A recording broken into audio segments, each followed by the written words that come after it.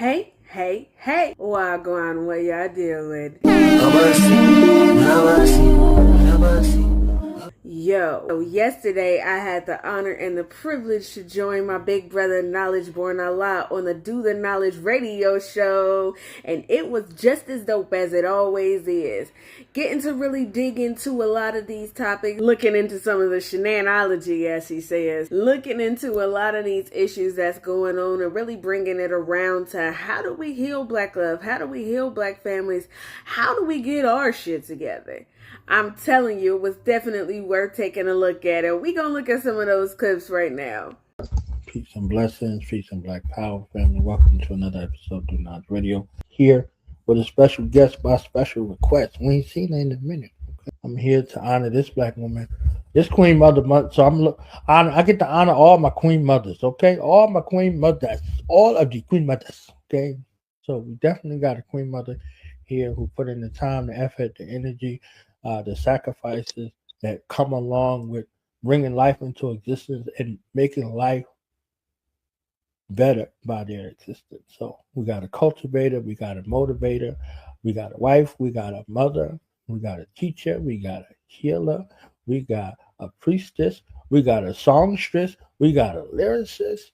We just got a better life maker. You know what I'm saying? The black family advocate, the black mother advocate, the black father advocate, the black baby advocate, the black future advocate is here, all in one. Okay, with her new voice. Okay, she here with her new voice, but she got the new. Okay, she got the new.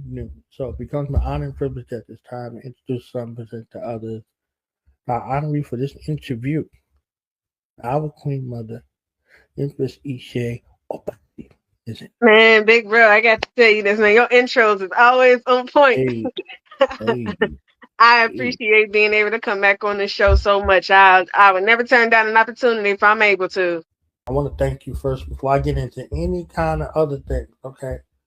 Because we got some things to get into, right? Y'all seen the post. Had it up in here today, okay? Because we about to go through some shenanology. But I want to thank you for who you are first. Who you are first. Who you were born to be. And you operating on your destiny trajectory. And that destiny trajectory connected us together based off the work that we're doing. Can you share the responsibility, some of them in part, of the responsibility of wearing that responsibility, that title of Queen Mother? Well, I would say this before anything else. You're born with that responsibility. That responsibility only greatens once you step into the role of wife, of mother, of, sister, of teacher, of mentor. And those things only greaten throughout your life. But the first responsibility that you're given is as a woman, and specifically as a black woman, because not only do we bear the things that we go through in our lives, but we bear the things that our ancestral mothers went through in their lives as well, because we got a hell of a bloodline. And that means the good, the bad, and the ugly. So all of the generational curses that we have to heal, and that we're responsible for healing in our lives, and that we have the ability to be able to heal, because some of our women have left this earth without being able to crack open a lot of those codes, and without being able to deal with a lot of those pains and a lot of those issues. But we have the responsibility in our lives, if we can become aware of what we have to do as women, as the feminine principle, to be able to heal all of those things that come along with being a black woman. Not just to sit in them and say, hey, well, I'm a black woman. We got attitudes. You know what I'm saying? We got problems. Oh, well. You know what I'm saying? But how do we dig into those things that we have, those ailments? How do we dig into those pains and trauma to be able to make sure we're not passing down dirty baggage to the next generation? Before you step into the role of being a mother, a queen mother, a wife, you have to have the responsibility as a black woman to want to heal a lot of those generational curses that we have.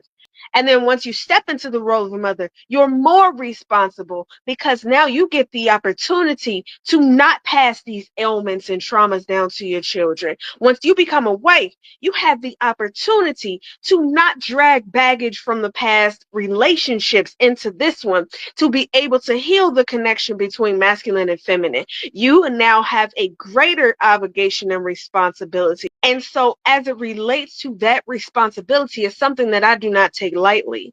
I was born with this responsibility, and I have the option to do something with it. My new voice. You've been delving deeply into the psychology of what I call shenanology and shenanarisms. Okay, your reporting. Might I say you do it eloquently, you do it thoroughly, and you do it in a manner that's unbiased. You give your analysis, you give your report on it. I think you do such an amazing job. It's very important to me that I remain unbiased because I feel like so many people are posting from their opinion rather than providing the information. So that's number one. I definitely try my best to do that. But however, I do have opinions at times. I do have things to add to it at times. So as far as unbiased, I would say that I try to be as fair as possible when looking at things because even when I have my opinion, I still have an idea and understanding of the other side of it in order to say, I understand why they might feel this way, or I understand why they might have said. But everything on the internet is so opinion based. So anytime I'm covering something or, I'm analyzing something or putting the analogy up, it's one of those things where I am going to also talk about the opinions that I've been seeing, one side and the other, because I think sometimes that gives us an idea of the societal understanding of how something happened, or at least the social media reflection of that.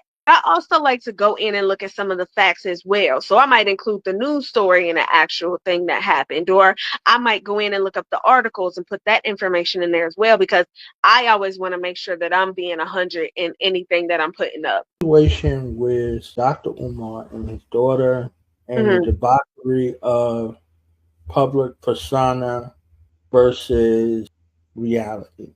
I was very cautious when I first heard the story. I know a lot of people just jumped on the whole, oh, he's a deadbeat dad. And I didn't just automatically believe that necessarily, but I also didn't close the door to the fact that there could be truth to it.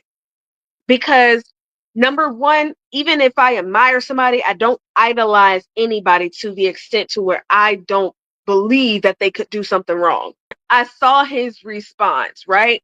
You could also see the emotion in his response, that there was a lot behind that story and everything, right? However, I feel like he could have handled it better as far as kind of containing the situation, so to de-escalate it rather than kind of turning it into this, right? The analogy that I can give is that number one, I feel like his daughter went about things the wrong way. I felt like Dr. Umar did kind of capitalize off of it a little bit. I do feel like both of them had emotions in this whole thing. There was so much to the story. When you're out there in the public, I think the father and the daughter, she shared what he said to her privately in the public, not in Yeah, that's private. true. That's true. You see what I'm saying? You kind of looking at a mirror, relegating black children as YNs. I definitely want to hear your thoughts. From what I understand, there's a whole age scale. Next after that, big sis, big bro. The next after that, auntie, uncle. The next after that, then you consider the OG. How I look at it is another continuation of how our people have used the N word in general. Something that's been made into something that's acceptable. It's the OG's fault. And nobody put a stop to it at those time periods. So then it's kind of like, why I can sit up and complain now when they make an acronym out of it? The responsibility. Hello. Tiana Taylor and Iman Schubert. They had been Ooh, married for a while. And this is one of the big ones because they were finally getting a divorce and everything. Basically, she took him to the cleaners in this divorce. There's a lot of split opinions as it related to this because, of course, all of the men are like, dang, did she have to get all of that, take everything and everything? And all the women are like, I'm so glad she is. I have to look at this in a greater scheme of things. And I have to also look at it by saying, wow, this is really a reflection of a lot of the stuff that goes on between black men and black women specifically, whether it's through divorce, whether it's through co-parenting and that not turning out so great or anything like that. And by seeing the responses, what it's really shown me is just how much and just how vivid a lot of these issues are. You want to go through a lengthy couple-year process, going back and forth to court and paying these exorbitant fees because the people who are presiding over the matter, everybody in that space has to get paid. Right, Everybody. exactly. So now we see the end result of mediation and we have an opinion based off of the end result of mediation. If you ain't been through it, you don't know nothing about it. Even with all of that, right? What Mm-hmm. they're facing right now isn't even a court appointed judge, or you know what I'm saying? Like, they're facing the court of public opinion, social media. Because at the end of the day, whoever social media feels like won, that is going to be who they see as the winner. The craziest part about it, no matter who wins the judgment, is because, like you said earlier, anything that's in the public face, Right. it's subjected to what everybody thinks. I have a policy, right? I don't ever make no final judgment on nobody else's relationship. I want to end on a high note. I just wanted to sift through the shenanology and the shenanism. Looking at the state of black family, what are some of the things that you see that are going well? And I'm glad that you said that, because I feel like black love or black relationships, or the connection between black men and black women is never really hardly portrayed in a positive light. You never see just couples that are happy, that's building together, that's building a family and everything like that, because there is so much that people are working on, that we're working on as a people, that is helping us to come together to be able to build our relationships, to build our family. I'm working with the organization. This is my mom's organization, which is the Mothership Institute. We're teaching childbirth education classes and lactation classes and everything like that. It's a nonprofit organization, so a lot of these classes are free, because we are a birthing organization, but also working towards creating things for the families, and black families specifically, black and minority families, to be able to help hold families together. As important as it is to be able to birth families, side by side with that is also important to be able to hold families together and to build families. One of my goals also is to work with my husband, and we are looking to really kind of build some things, because we really want to be able to help a lot of black men and black women who may not be able to understand each other. Because I can tell you this, a lot of the issues that black men and black women have is because of the fact that we speak in two different languages. Men and women digest things differently, understand things differently. That might look like, I don't know why he's not telling me this, or I don't know why he's not picking up on what I'm saying. And the man might be like, I really want a sandwich. Okay, let me not just assume that he knows what I'm feeling. Let me actually communicate what I'm actually trying to say. And sometimes for men, they may have to be like, okay, first of all, I'm thinking about this right now, but let me tone it down so I can hear what she's saying, and create those bridges and being able to help black men and black women understand each other. You know what? Whoever is accountable for it, but I am responsible for it, which means that I can say, this person hurt me, this person hurt me. But at the end of the day, once I become aware of it, I'm responsible for it. But responsibility means once I'm aware of it, now I have the responsibility to say, it might not be my fault, but I have to now be the one to make changes based upon it. Relates to the building of black families, I know we can do it. If you put your mind, your body, your heart, your spirit into it, and then you look at them babies' faces, you realize that they worth it. Let's just pull this shit together.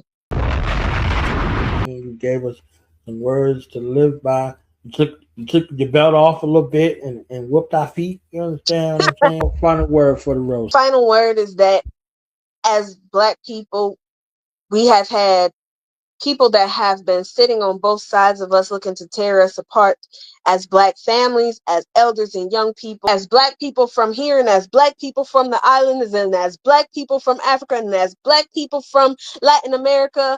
They have been trying to tear us apart from all angles, and they can only do that if you sit and let them. Definitely an honor and a privilege to be able to join Big Bro on this show again. And I'm always grateful to be on the Do the Knowledge radio show and being able to build and everything like that. And I'm going to leave the link for the full video. If anybody wants to take a look at the full video, it's going to be in the description bar below. So I'm going to go ahead and leave my social media information right here like I always do, so that you guys can go ahead and tell me what y'all think. I want y'all to check out all the other posts and things that I have on those pages and let me know what y'all think about those too. Also, I'm going to go ahead and put my YouTube information right here as well, so y'all can go ahead and subscribe to my channel and check out all the other videos that I have on there, and also be privy anytime that I do post another video. Hit me with some likes, show me some love. But in the meantime, in between time,